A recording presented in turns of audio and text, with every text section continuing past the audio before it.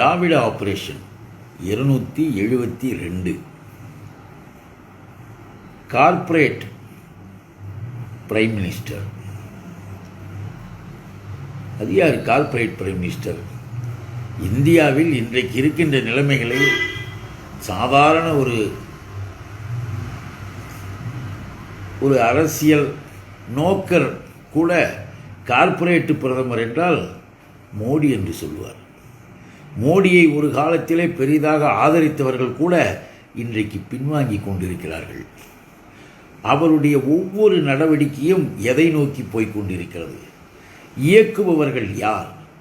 India எதை நோக்கி செல்கிறது என்ற கேள்விகளெல்லாம் வருகின்ற பொழுது corporate prime minister mister Narendra Modi என்பது ஊர்ஜிதமாகிறது. 3 வேளாண்மை சட்டங்கள் எந்த நாட்டிலாவது உலகத்தில் எங்கேயாவது இருக்குமா? யாராவது தன்னாட்டு விவசாயத்தை, தன்னாட்டு விவசாயிகளின் வாழ்வை, அரசியலிலே கூட மாறுபாடு இருக்கலாம், கருத்துக்கள் வேறுபாடு இருக்கலாம், ஆனால் இப்படி அனைத்தையும் நாசமாக்கக்கூடிய ஒரு சக்தியாக பிரைம் மினிஸ்டர் நரேந்திர மோடி காவி உடையுடன் கார்ப்பரேட்டுடன் கொஞ்சி குழாவுதல். நாம் எல்லாம் ஆதாரத்தோடு சொல்லுகிறோம். தெரிந்ததாக இருந்தாலும் மீண்டும் பதிவு செய்ய வேண்டியது நம்முடைய கடமை அல்லவா? இங்கே இருக்கின்ற அம்பானி அதானி குரூப்ஸு விமான நிலையத்தை எடுத்துருவான், விமான நிலையத்தை கொடுக்குறாங்க.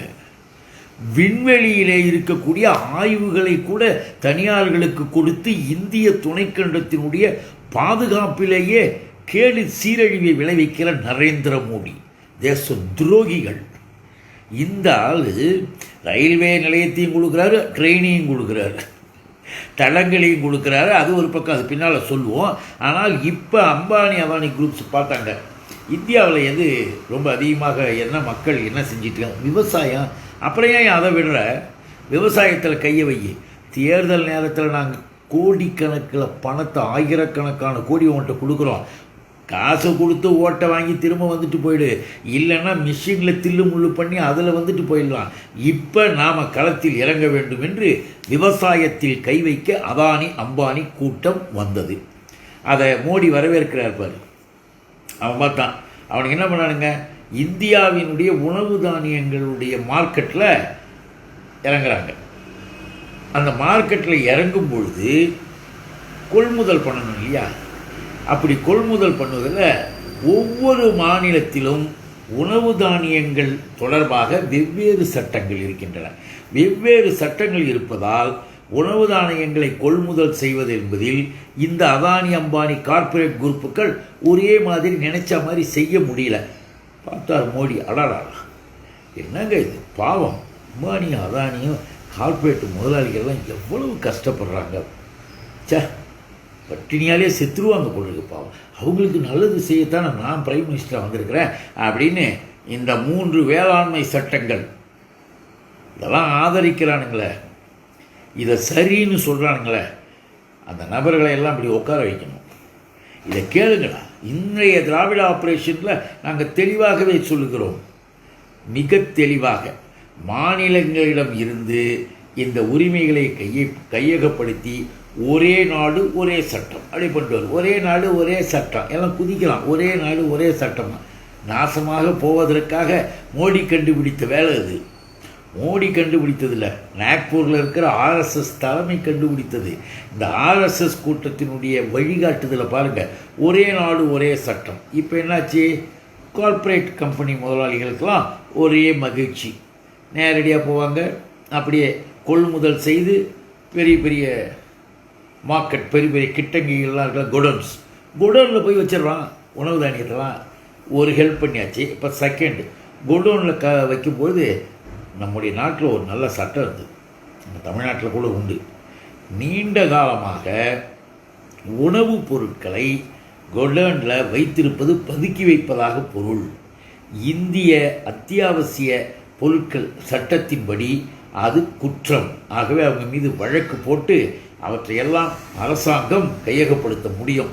அதுதான் அத்தியாவசிய பொருட்கள் சட்டம். மோடி பார்த்தார், அதெல்லாம் என்ன இருக்குது, இனி உணவு தானியங்கள் இதை விட ரொம்ப கேவலம் என்ன இருக்குது? கேடு என்ன இருக்குது? ஒவ்வொருத்தரும் நினச்சி பார்க்க வேணாமா? நண்பர்களே, தாய்மார்களே, சகோதரிகளே, கேட்டுக்கொண்டிருக்கிறவர்களே, எல்லா இடத்துக்கும் இது பரவணுன்றதுக்காக தான் அது வலியுறுத்தி பொறுமையாக சொல்கிறோம். உணவு தானியங்கள் இனி அத்தியாவசிய பொருட்கள் சட்டத்தில் வராது.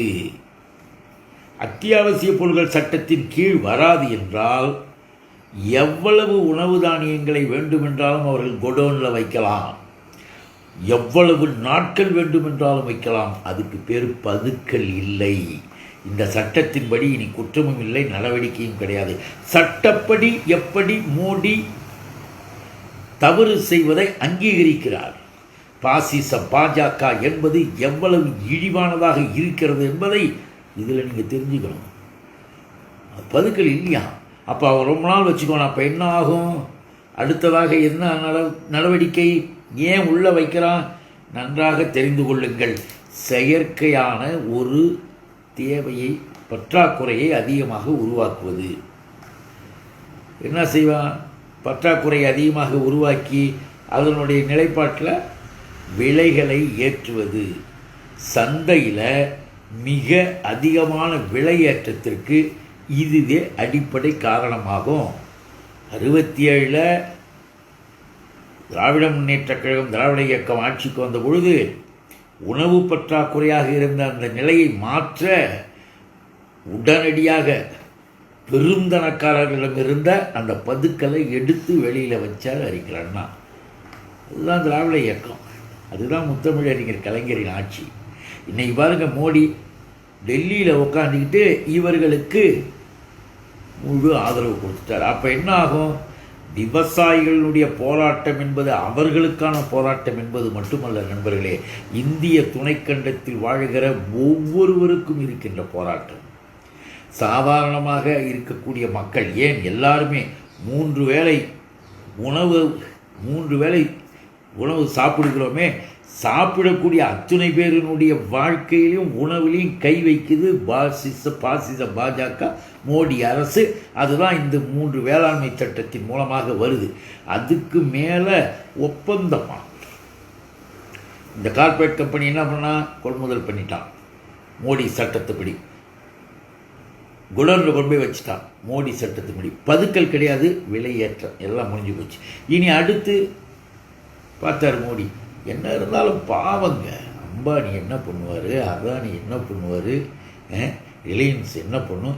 ஏற்கனவே பாதுகாப்புத்துறை விமானங்களெல்லாம் வாங்கிய ரிலையன்ஸ் கம்பெனி 1 மாதம் தான் ஆரம்பித்தாங்களாம். அந்த 1 மாதத்துக்குள்ளே அந்த ரஃபேல் போர் விமானங்களை அந்த ரிலையன்ஸ் கம்பெனிக்கு பழுது பார்க்கறதுக்கெல்லாம் ஒப்படைக்கிற ஒப்பந்தத்தை நரேந்திர மோடி என்கின்ற தேச துரோக அரசு கொடுத்தது. அரசாங்கத்தினுடைய நிறுவனங்கள் பெங்களூரில் இருக்குது, வழக்கமாக அங்கே தான் விமானங்கள் பார்க்கல. அதையெல்லாம் தூக்கி போட்டுட்டு ரிலையன்ஸுக்கு கொடுத்த அந்த மோடி தான் விவசாயத்தில். இப்போ அந்த ஒப்பந்தம் போடுறாங்களாம்.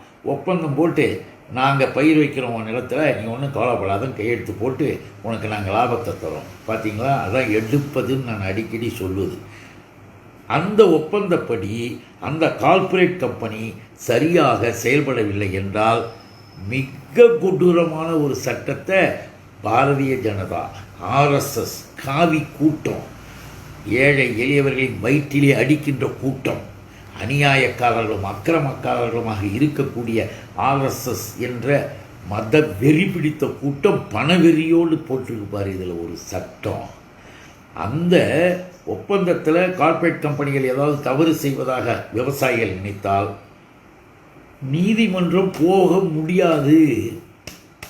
சட்டப்படி நீதிமன்றத்திற்கு போய் நடவடிக்கை எடுக்க முடியாது, பேச்சுவார்த்தை தான் பண்ண முடியும். நீதிமன்றம் போக முடியாதுன்னு ஒரு விதியை போட்டுட்டாங்க.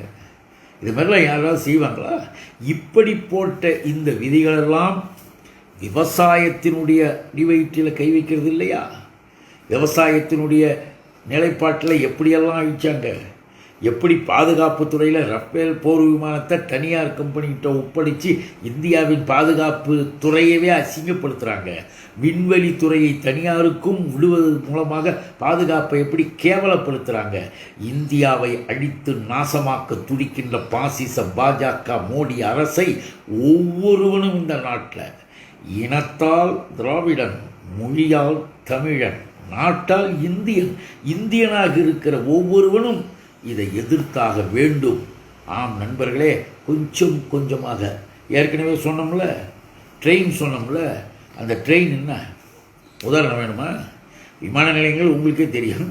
ட்ரெயினில் நம்ம நாட்டில், நம்ம தாய் தமிழகத்தில், அருமை நண்பர்களே, அன்பு தோழர்களே, நடுத்தர குடும்பம், சாதாரண ஏழை எளிய மக்கள் கூட வருடத்திற்கு ஒரு முறை தன்னுடைய குடும்பத்தோடு எங்கேயாவது சுற்றுலா போய் வரலாம் என்று இருக்கின்ற நிலையில் ஊட்டியோ கொடைக்கானலோ எங்கோ மலைப்பிரதேசத்தை போய் பார்த்துட்டு பிள்ளை குட்டிகளோடு பார்த்து வருவாங்க. அது பிடிக்கலைங்க இந்த மோடி கும்பலுக்கு. அதில் நல்லாக ரசிக்கக்கூடிய அளவிற்கு ஊட்டியில் ட்ரெயின் இருந்தது இல்லையா? இப்போ ட்ரெயின் இருக்குது, அந்த மலை ரயில். அந்த மலை ரயில் இப்போ என்னாச்சுன்னு தெரியுங்களா? இதெல்லாம் சொன்னாலே பல பேருக்கு அப்படிங்களா, இப்படி கூடமா அப்படின்னு கேட்பாங்க. தென்னக ரயில்வே என்பதை சதர்ன் ரயில்வே டிபார்ட்மெண்ட்டில் ட்ரெயின் அதை எடுத்தாச்சு.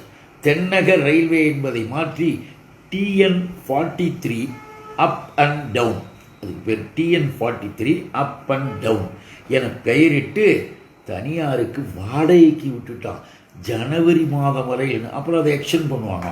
வாடகை தனியார் நிறுவனம் கட்டணும், வாடகை வந்து 5 லட்சம். இதெல்லாம் என்னங்க? இதெல்லாம் வெல்ஃபேர் கவர்மெண்ட்டாக, மக்கள் நல அரசு இல்லையா? போக்குவரத்து துறை, இப்படிப்பட்ட சுற்றுலாத்துறைகள் மற்றெல்லாம் அரசாங்கத்திட்ட இல்லையா? பொதுமக்களினுடைய நலனுக்காக அவைகளை பயன்படுத்துவதானங்க அடிப்படை. அதை போய் தனியார்கிட்ட ஒப்படைச்சிட்டானா வாடகை 5 லட்சம். என்ன கிழிச்சிட்டி அப்படியே ரயில்வே துறையை வந்து லாபகரமான இடத்துல. உன்னால் கடுமையாக தாக்கப்படுகின்ற லல்லு பிரசாத், அவர் தான் ரயில்வே அமைச்சராக இருக்கும்போது ரயில்வே துறையை லாபகரமாக ஆக்கி காட்டினார். ஒரு சாதாரண ஏழை எளிய குடும்பத்திலிருந்து வந்து லல்லு பிரசாத். ஆனால் இவனுங்க இந்த பாசிச பாஜக வந்து புடுங்கி உழுந்து வாரி பயங்கர நஷ்டம் ஒவ்வொரு ஆண்டு நிதி அறிக்கையிலும். அந்த ரயில்வேயில் இப்போ 5 லட்சம் ரூபாய்க்கு வாடகைக்கு விட்டுட்டார் ஊட்டி ரயில். இதில் நாம் எப்படி பாதிக்கப்படுறோம் தெரியுமா? ஆம் நண்பர்களே, சாதாரணமாக அதில் டிக்கெட், அதிகபட்ச டிக்கெட் 475 ரூபா. அதிகபட்ச டிக்கெட் 475 ரூபா போகிறதுக்கு வர்றதுக்கு அப்படின்னு இருந்தது. ஆனால் இன்றைக்கு என்ன தெரியுங்களா? 46 கிலோமீட்டர் தான். அது பொறுமையாக போகும். 475 ரூபா ஃபஸ்ட் கிளாஸ். அதுக்கு கீழே வந்து 200 ரூபா அளவில், 300 ரூபா அளவில் டிக்கெட்டு. ஆனால் இன்றைக்கு தனியாரிடம் பாஜக ஒப்படைத்ததன் காரணமாக 2500 டிக்கெட், சாதாரண டிக்கெட் 2500, ஹை கிளாஸ் 12,000 போட்டானே, போட்டு வச்சுட்டானே. இது என்னங்க அர்த்தம்? இதை வந்து எதில் போய் சேர்ப்பது? ஆக பாஜக என்பதும் மோடி அரசு என்பதும் இதுதான், இப்படித்தான். அந்த ரயில்வே துறையும் நாசமாக்கிட்டு போயிட்டானா? இப்போ நீங்கள் ஒன்று ஒன்றா பாருங்கள்.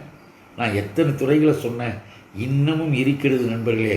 கார்ப்பரேட்டு கம்பெனிகளின் பிரைம் மினிஸ்டராக நரேந்திர மோடி இருப்பதற்கு நாம் ஏதாவது திரும்ப ஒத்துழைப்பு கொடுத்தோம்னா, திரும்ப நரேந்திர மோடி சொன்னதை கேட்டுக்கிட்டு அல்லது நரேந்திர மோடியினுடைய காலை பிடித்து கொண்டு ஆடிக்கொண்டிருக்கிற எடப்பாடி போன்ற எடுபிடிகளினுடைய செயல்பாடுகளுக்கு நாம் ஆதரவு கொடுத்தோம்னா